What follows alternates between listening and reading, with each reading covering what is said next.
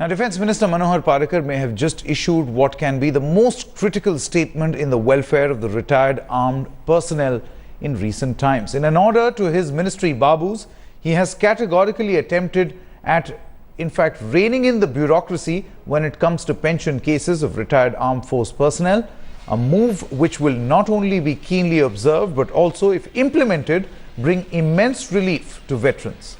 Now, Parrikar has directed the Ministry of Defence officials to evolve a policy for reducing court cases in service matters, including pensions, minimization of litigation. In fact, being a priority, ministry is committed to early implementation of the one rank, one pension for armed forces, and measures are being taken for the same. The minimization of litigation is a priority.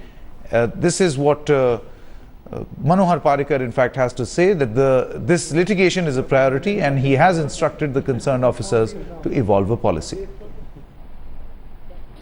Well, this is an extremely critical, a stance that the Defence Minister, Mr. Parrikar, has spelled out in his release that we have. And in it, it's extremely clearly mentioned, and perhaps this message is, very, very explicit to the bureaucrats that stop increasing the litigation. Now, there is a reason why this has come to a particular stage. There has never been a dearth of welfare measures for the armed forces personnel, retired ex-servicemen, widows.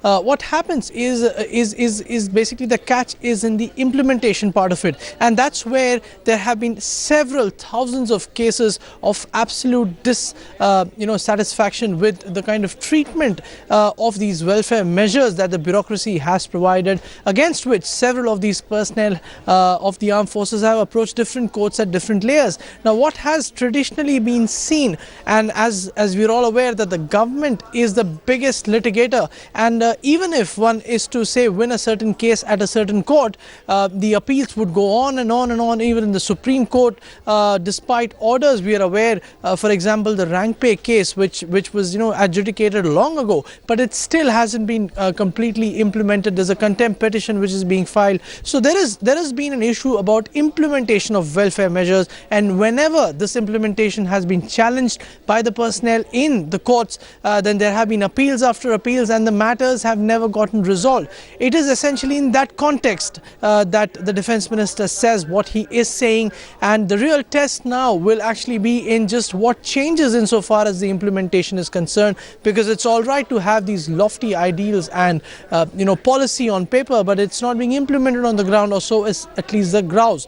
On the other side, if we are to speak of the Defence Ministry itself, it often says that several times these welfare measures announced are impractical. The cost factor is something which often prohibits them from implementing in toto. For example, the one rank one pension scheme, which is where the armed forces headquarters have a different idea, the civil bureaucracy has a different figure, and the cost, they say, is too prohibitive to be actually implemented. So there are these technical difficulties, but with this particular stand, which mind you, no previous Defence Minister has taken, at least publicly so, that the present Defence Minister has done, it will perhaps lead to a lot of changes, and it is being extremely keenly watched by the ex-servicemen, as to just how far these words translate into action. Back to you.